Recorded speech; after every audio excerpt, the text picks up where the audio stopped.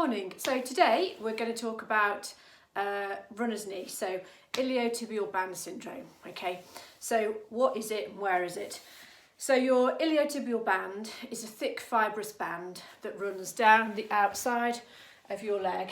It goes from the hip down the outside of the leg to below the knee. So it crosses two joints. Okay. Now, because it crosses two joints, it means it's got a stabilising role in both joints.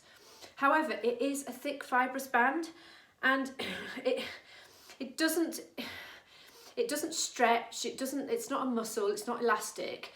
It responds to what it's being stimulated by. So at the top end, it sits, and at the front of it, you've got your TFL. We talk about that a lot because that overworks. And at the back, you've got your glutes and your glute med, okay, all sit in here. And then at the bottom end, it inserts past the sort of knee joint, below the knee, onto what's called Gerdy's tubercle, okay. So, if we've got it, we tend to get pain on the outside of the knee joint here. So here, generally round about that area, okay. And this pain comes for lots of reasons, but one of the biggest reasons is loading too much, doing too much running, okay? I see lots and lots of patients doing marathon training with IT band syndrome. They've upped the miles, they haven't got the strength to be able to keep the form. So as they do the miles, the hips drop, knees turn in, and consequently the IT band goes on stress. So if we sort of look at that a little bit, so if our hips drop when we're running, we're in that position, a bit of a bucket, our knees drop in and they turn in that way, then suddenly this band, instead of being forward and straight, it's on stress and it's on stretch. Because our hips are dropped, our glutes can't work efficiently, so our TFL takes over and it's pulled tight from this end. It's pulled tight because the insertion is being taken in. So you can see why poor form and not being strong enough has a massive effect on the IT band and the sort of the TFL and can cause that problem. So one of the things that I've read about is increasing your efficiency of running. The other aspect with poor mechanics, they haven't proven this, but there's been a lot of talk and a lot of research into trying to prove it, and some papers say yes it helps, others don't, so it's a bit of a grey area. However, the general consensus is if you improve your efficiency, so when you're running you don't put your foot out in front of you like that, brake, and then have to haul yourself forward, and if you run like this and you keep your pelvis high and you keep your knee underneath your foot underneath your hip, you don't put your foot out in front of you and brake like that, then you're going to be more efficient, okay?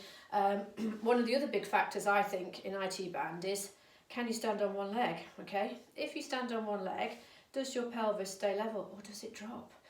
Try standing on one leg in front of a mirror and, is your hip swaying across like that? I'm better on my right leg, stand on my left leg, I do deviate a little bit, but first and foremost is, can you do that, okay? Can you do that, and can you do a knee bend, right? If you can't, and that's happening, look at that IT band, it's being stressed, okay?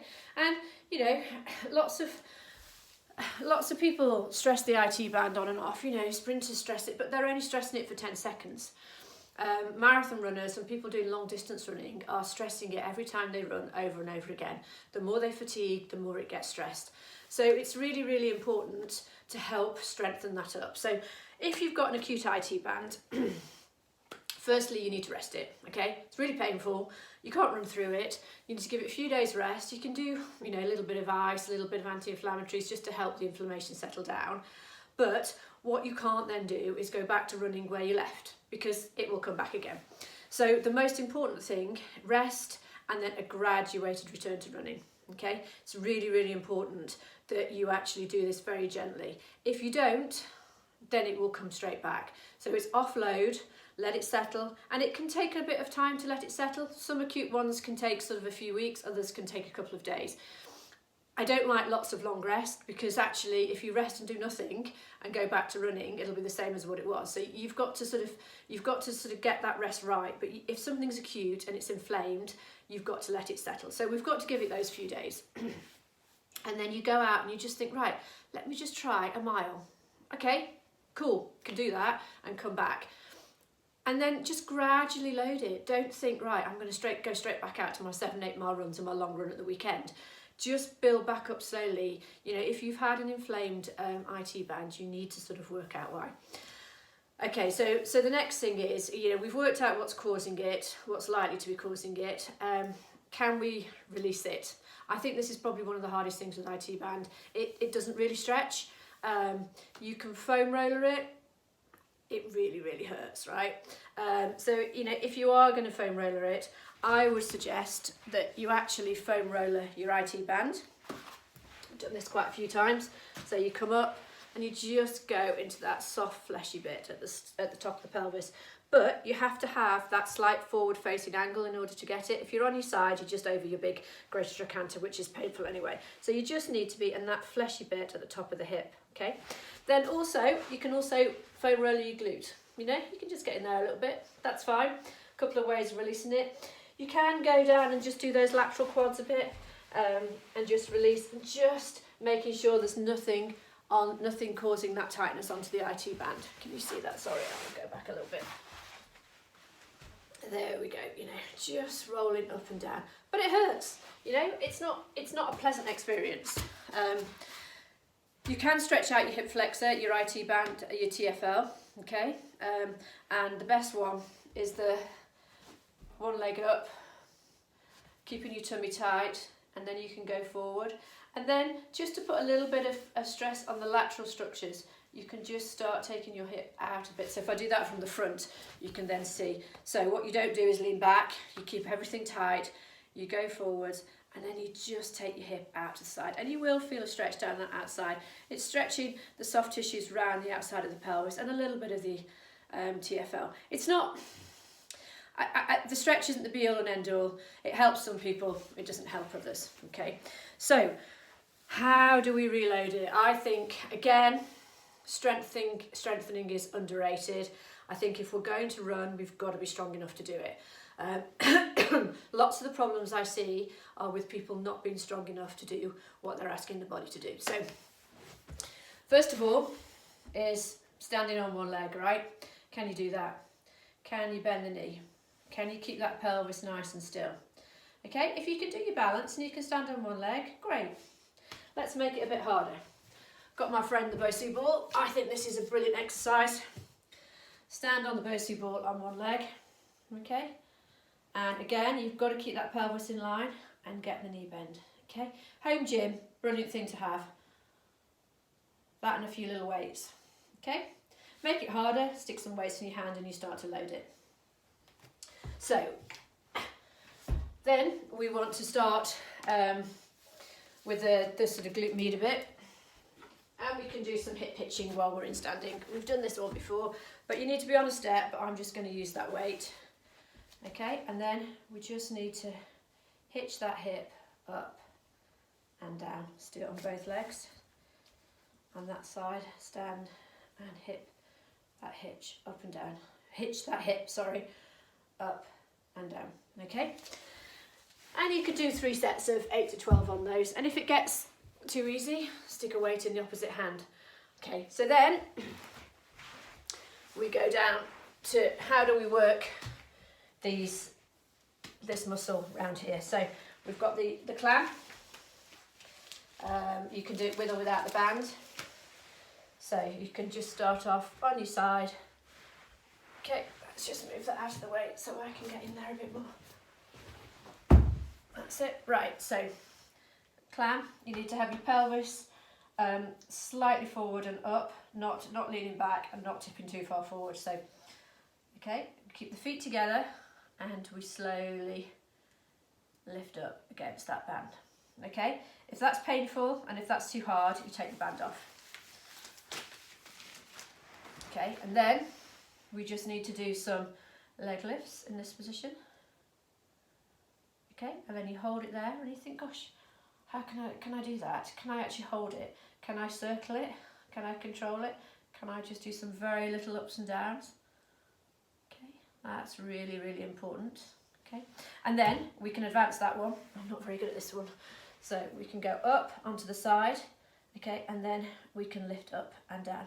Now that's actually really, really hard. And what you want is to keep the plank straight, okay, and lift up and down. Now I find that a really hard exercise. So you can break it down. If you can't do it, you can stay on your knees and you can just go up, okay, and then you can open up, okay. Then you can just go up into the plank and hold that one, and then you can go up into the plank with the movements. So there's quite a few variations there that you can use. I think the other one that we need to look at is the glute bridge, but making the glute bridge a little bit harder, okay? So if we go down into the glute bridge position, I think in order to give you the form that you need to be able to have one leg in the air, okay? And you need to be able to lift your pelvis up and down 3 lots of 20, okay? Now that's really making that pelvis work quite hard. If I want to make that, and this chair moves, so this could be interesting. If I want to make that a little bit harder, I put myself on a sofa, okay, and then I start doing some hip hitching, okay? I can make that even harder, okay, one leg in the air, and then start doing, see, that's really quite hard for me. Okay, but we've got some great hip extension going on there, which is what we need for our controlling running. And then think about your running. When you do go back to running, and think, can I make my running a little bit more efficient? What you need to do, start trying. Can you decrease your stride length a bit, okay? Instead of doing long strides where everything will collapse, try and keep everything in. So you can just start running on the spot at home like this, okay? Then you can start doing some little jumps and little hops on one leg. Think, okay, yeah, I can control that. Can you do that? Then 2. And then start running. Because you'll find if you do that, your hips stay in the right position. You see how when I'm doing that, everything's right. I haven't got the best action in the world when I go out running. However, I know what I'm meant to be doing. And if you think, gosh, it's all gone to pot, you know, everything, my style's gone, everything's gone. Stop, do that little set of exercises, 3 jumps, 2 jumps, 1 jump, and go again. Sometimes it's quite good just to reset the body. So, IT band, acute pain, you've got to rest it for a few days. Reload gently, don't go straight back into the running that you were. A little bit of stretching, release the top end, probably not the most important thing, but some people it works. And strengthen, okay? You've got to be able to hold that hip standing on one leg without that pelvis moving across, okay? So I hope that helps, and see you tomorrow.